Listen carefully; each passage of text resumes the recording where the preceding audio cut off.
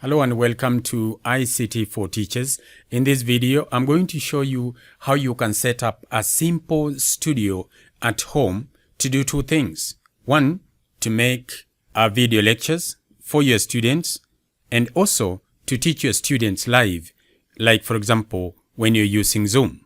Welcome. There are two things that are important. Your videos, that is how your students see you. You'd like to make your videos to be as clear as possible. So I'm going to dedicate a few videos, starting with this one, to show you how you can make your video to be as clear as possible. For example, most of the time when I'm teaching, I usually take students to my second camera. You might want to know, what is my first camera? What kind of equipment am I using to record this? And how have I done all these connections?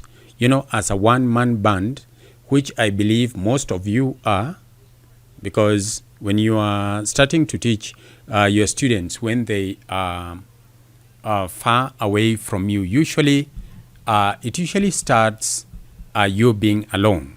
It hardly starts on an institution basis. So I'm going to assume you are a one-man band. You are responsible for designing content, setting up the studio, starting and stopping the camera, editing the videos, or if it is, for example, YouTube videos that you are making, you are responsible for editing those. And if you are teaching live, then you are responsible for hosting the meeting. First of all, setting your studio setting your scene so that your students can be able to see you, preparing content, starting and, hosting such a meeting, and being in charge of so many other small things. When you're starting out, all these things can be very overwhelming, but after some time, you get used to it. So I want to take you through one or two processes that you could be able to use. And this is concerning the video, because what your students see is very important. That is, right now you can see me. And when you're when you're teaching online, your students are seeing two things, at least two things. They can be able to see you. They can also be able to see the content that you're sharing with them. For me, I have two cameras. One of them is looking at me. That is the camera which the students are using in order to see me. And then I've got another camera where I can take them to my whiteboard, which is right here. So I'll show you all the mounting. And if you go to the video description, there is a PDF document that I've given there so that you can be able to see how you can set up your second camera so that it is out of sight. For instance, you can't be able to see it in this video, but it is there. So how do you set it in such a way that it does not distract your students? Remember what we agreed upon, that when you're teaching, you really don't want to distract. You don't want anything to distract your students. You want their full attention. How do you mount the second camera? So basically, I'm using a desktop, and like you know, desktops usually don't come with webcams. So the two cameras are externally connected to my desktop via USB. One of them is a standard DSLR camera, and it is the one that you can see over here. The other one is a webcam. Remember, you could use all these cameras as webcams, so long as they've got good resolution of 1080 or 1080 by 720, at least 1080 by 720. Don't shoot a video with lower resolution than that. So it is important also, what kind of resolution do you set for your cameras. In other words, there are so many things to learn here, but I want to make it simple. I want to assume that you already know some things, or even if you're making a mistake, there are some other things. There has to be a starting point where I can be able to show you a few things, and then later on I can even revert back to other finer details. Maybe for the moment, the idea of resolution of the videos may not be so important. The thing I want to go to is how, first of all, do you set up these two cameras? So that is what I want to concentrate on. So my camera, my DSLR camera, is about 1.5 meters from me, and it is mounted on a tripod, the way we mount cameras. And then it's got the HDMI output, which is connected to my desktop via a video card. So this one is an extra gadget that you might want to acquire. If you want that video to be captured or to appear among your videos on your desktop, then you've got to get a video card, which you can be able to, one side is HDMI, the other side is USB, and the HDMI section, you connect it using a Type-C connector. I'll be showing you what a Type-C connector is all about. And then you can use the HDMI card, what you call a video card, and then connect it to any of the USB ports. The camera section of your computer will be able to detect that DSLR as one of the sources of, as one of the cameras connected to the system. So it will refer to it as a USB video. The moment you see USB video, then you know it has detected that camera. So you can be able to use that camera as a webcam. And right now, I'm using that DSLR camera as my webcam, and that is the video you are seeing right here. For now, I'll not talk about the background that you can see over there, because that background, I've obtained it using certain setups, which I will take you through in future for you to be able to see what I've done over there. So the second camera, which is also a USB camera, as is the case with all cameras which are connected to the computer, is a webcam. The type of webcam you use really does not really matter, but I would recommend one type, which is a very good type for educational purposes. This webcam captures my whiteboard over here, and it is the Logitech C920. Logitech C920. If you can get that webcam, it's a stable webcam. It's a long-lasting. I've had this webcam for about 6 years, and it serves me as if it is new all the time. So long as you don't drop it or something like that, or subject it to any rough treatment, it will serve you very, very well. I've mounted it via a tripod.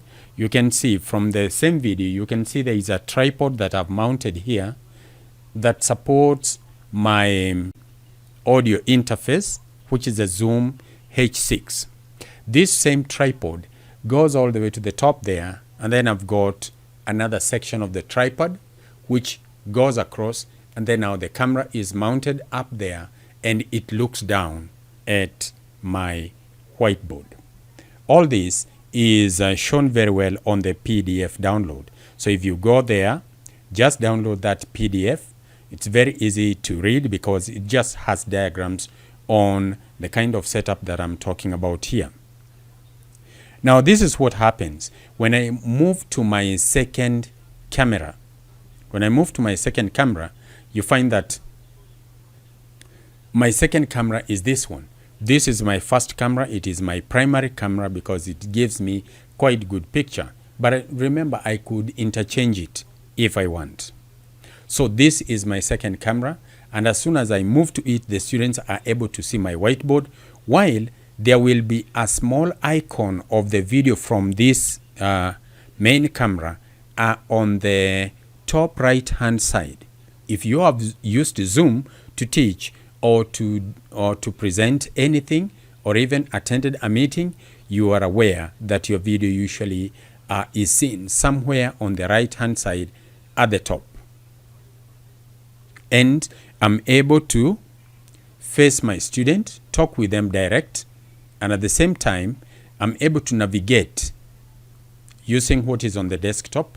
I navigate all the way to the whiteboard over here. And when I navigate to the whiteboard, I'm able to draw, calculate, and do everything that pertains to what a teacher does. And before this, I've already talked about the whiteboard. I said you really don't need it to be a whiteboard as such. It can even be a bunch of manila papers that you use. You use one, you discard, you use another one, you discard, and something like that. Or you use and put them aside. Or you could have drawn your diagrams well in advance in the lesson preparation, and they are on the whiteboard. So these are some of the things that you need to put into consideration. So today I've talked about how you orient the two cameras, how the two cameras are oriented. One faces you, the other one looks at your whiteboard. And remember, your whiteboard is right in front of you. Next is how you go about making sure that that whiteboard is lit. For instance, even for me to prepare this video, it does not appear that clear just like that. I have had to do a lot of lighting. In other words, where I'm seated, it is well lit. Because if you don't put that into consideration, if you just get the two cameras and go ahead and do your connections, you will find that your setup may not appear the way mine looks like. And then it will disappoint you. So it is important for me to be very clear as to what makes it the way it looks like, so that if yours does not appear to be like this, then maybe you've got to do a few adjustments here and there. So lighting, I'll be talking about the lighting. First of all, I'll be talking about the 3-point lighting. And the 3-point lighting, I'll reduce it to 2 points. Just have 2 lamps. One a little bit near you, which serves to illuminate you at an angle of 45 degrees. Another one a little bit far at an angle again of 45 degrees. And your main camera in the middle. And those ones are looking at you. They are facing you. I'm using the same lights to illuminate my whiteboard here. Remember, if you illuminate your whiteboard too much, it's going to produce some kind of glare which are going to blind the students. So when I'll be talking about the lighting and how you can use those 2 lights for those 2 purposes, then I'll show you how to orient them so that the glare from the whiteboard does not blind that camera. Because if it blinds that camera, you can be sure your student is getting blinded also. It is more like when you're walking along a highway and a car appears from the other side and shines light on your face. You see, when the car shines light on your face, you are unable to see the rest of the road or other objects that you might be interested in. That is what I mean by the glare from the whiteboard blinding the student. Maybe where you are writing, there is some kind of glare, so the student ends up seeing white illumination instead of seeing what you're writing with your hand. So I'll be talking about lighting, and I will go a step ahead and show you how you can design your own lights, because the lights I'm using here, they are not commercial lighting. I have made everything that you can see. As far as lighting is concerned, I'll be able to see the kind of lights that I've made. And then I'll take you, for those who are interested, I'll prepare some videos so that you can go through the steps of how you can design your own lights. Because some of the things we talk about, I might talk about commercial lighting. There are two things which may prevent you from using them. One, it may be the cost. The other thing will be availability. They may not be available in your region. And then you're going to have a lot of problems when it comes to using them. I don't want that one to happen. I want to show you everything I've done step by step, so that if you've got the patience and the time, you can be able to adapt the same. The other thing I'll be talking about will be, while I'm still on lighting, those are just the two lamps. There are other lamps at the sides over here and over there. Those two lights are used to illuminate a green screen, because I'm using a green screen here. The image you can see there on my video is not actually on that screen. It's an image that I've just put there. This will work if you have a green screen. That is one of the methods of getting a green screen. And if you want the image to be really to be very neat, like the one you can see behind me, then the best way of getting it is by using a green screen. I know there are other methods out there, the other YouTubers who talk about how you can get a green, a transparent background without actually using a green screen. And they are right, but at the end they agree that if you've got to get a very clean one, then just use a green screen. Again, I'll be showing you how to mount that green screen. If, for example, you're recording it in your house and you've got some free, some empty room somewhere where you can be able to use it like some kind of studio, then you can mount it permanently on the wall.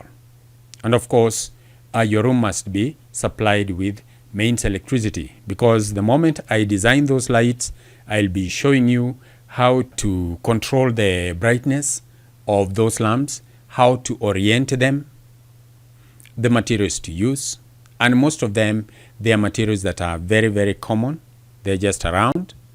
And again, I will give you a step-by-step PDF of how you get to use this green screen, or how you get to make your own lights.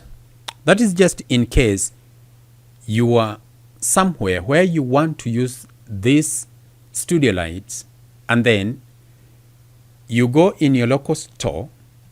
Sometimes they have no idea what you're looking for. When you ask for studio lights, most of them don't have the slightest idea of what you're looking for. When you go online, you find fantastic studio lights, but they are not available locally. The good thing is you can make your own, you can improvise. And by the way, that one will also be good practice, because all the time we are changing our mode of teaching, where we want students to be hands-on, to make things with their own hands. You can be a very good example of trying to make your own lights for use within your studio, because all you need are simple equipment which are available within any standard home, and maybe purchase one or two materials out there. And then I'll take you step by step on how you can make your own lights. The next one will be sound. You see that this video that you are watching, you can agree with me that the sound is quite good. It's good because I'm using a condenser microphone here. This is a very good microphone because it doesn't require much power resources. In fact, it gets all its power resources from the USB because it is what we refer to as a USB microphone. USB microphone. And this one is Behringer C1U. C1U, for those who might be interested in purchasing a USB microphone. It is one of the best. Again, I've used it for about 6 or so years, and it still serves me. In fact, given the slightest chance, I will get a second copy of the C1U, Behringer C1U. If you want something a little bit more expensive, you can get the Behringer B1, which is this one here, which is, but this one is not a USB microphone. It requires a phantom power, which is provided by this Zoom H6, a very convenient preamp for this kind of work. Because you can see it is very light, you can mount it at a point here. You can be able to use 1, 2, 3, 4 external microphones plus this inbuilt capsule, which has 2 stereo microphones. And you can see each one of those microphones has got its own gain knob. In other words, you're able to adjust the volume as you talk. And then when you connect it to a condenser microphone, not a dynamic microphone, condenser microphone, you get very neat audio, which is very well filtered. It goes into your communication with your students. Your students are able to hear very good, neat audio. Now, why is that important? I champion the need for videos to have very good audio. Why? Because I know how disturbing bad audio can be to the ear. And you really don't want to discourage your students from watching your videos just because the audio is not so good. In fact, the audio that you use, you may use it to attract students to your own videos. So it is important that you be able to connect or to use very good audio as you teach them live or when you're making video lectures. So far, I've looked at the main things. The other things would be, how do you go about designing digital, let me say digital content, of which videos are part of the digital content, but I'm talking about, let's say, PowerPoint slides. Many times, many people mistake this, and I think it is not a very good method because personally, I don't like to read a lot of text. When the teacher or the lecturer is displaying a lot of text on the PowerPoint, it really tires my mind. I like it when the lecturer gives a simple point and then elaborates that point with examples and all that, because the lecturer is showing me how to go about taking the notes. So I'll be talking about how to go about designing this simple digital content, and we learn step by step. So let us stop here for the moment, and I'll catch you next time with another trick on how to go about improving your studio.